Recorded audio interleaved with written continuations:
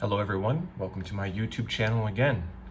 Today we're going to be learning about chords. We're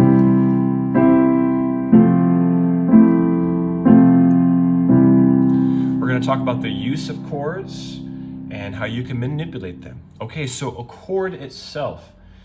Most of the time a chord is 3 notes, called a triad. Some chords are 2 notes, some chords are even 4 notes, or can be more than that.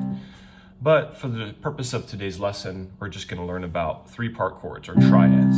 Okay, so many of you already know that a C major is C, E, G. Now you may understand that, or you might even know that an F major is F, A, C. Okay, so how do you actually build a chord? I made the mistake of trying to memorize a chord chart when I first started teaching myself how to play. While that can be useful, it's too much work for what's necessary. Instead, you use a formula. Okay, we're going to use what's called a 4-3 ratio. To build a major chord, let's look at C major. C, E, G. But why is it C, E, G? Okay, let's take a look here. We start with C. Of course, that's what's called our root note. You count 4. 1, 2, 3, 4. Then you count 3. 1, 2, 3. Thus, you have a C major chord.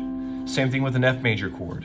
Let's start with F. F is our root note. Let's count 4. 1, 2, 3, 4. 1, 2, 3. F, A, C. That's an F major. So for example, if someone said play a B flat major chord, most people who have almost no piano training would probably not be able to play a B flat chord unless they looked at a chart. But if you use this formula, you can easily find it. Okay, B flat, 1, 2, 3, 4, 1, 2, 3. Here's a B flat major right there. Now this can apply to any major chord. So for example, something that's not as common, let's say a D flat major chord. D flat, here's a D flat, 1, 2, 3, 4, 1, 2, 3. Actually disregard, that's here. 1, 2, 3, 4, 1, 2, 3. There we go, see? Okay, that's a major chord right there, D flat. In opposition to that, let's say a minor chord. A minor chord would flip that ratio, a 3-4 ratio. So a C minor is played like this. How do you play C minor? Start with your root note. 1, 2, 3, 1, 2, 3, 4. For the purpose of today's lesson, just remember that the root note is always the letter that the chord begins with. Pretty simple, right? So if I said a B minor chord, you should be able to tell me that the root note is a B. If I said an F sharp minor chord, you should be able to tell me that the root note is an F sharp. In more advanced musical theory, the roots can change depending on what's called inversions. We'll talk about that at later lessons. Okay, so far we have talked about how major chords are put together, right? So we know that C, E, G. Now what's great about major chords is they can add what's called harmony to a song. A melody, let's think about a melody. Let's look at Jurassic Park, for example.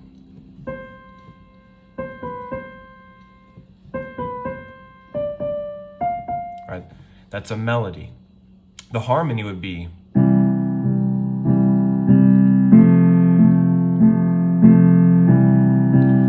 so if we put them together,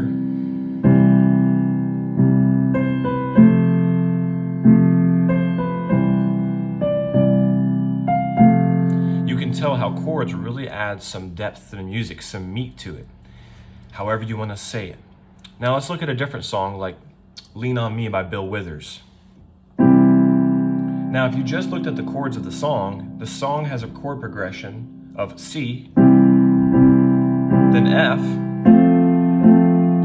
back to C,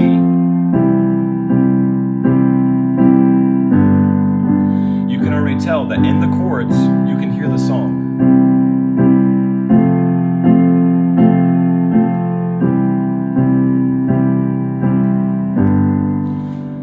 It's something called simple chord progression, right? So C major, F major, C major. We'll talk about that in later lessons, but I wanted to keep today's video short. I'll do chords in different parts, but for now, I just wanted to focus on what is a chord. What is commonly known as a chord is a triad. We talked about how to build a major chord.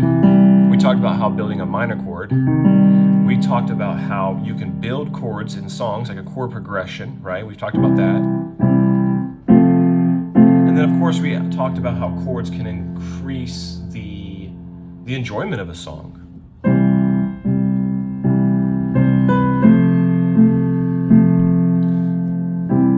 Okay, thanks for watching my video. Come back again.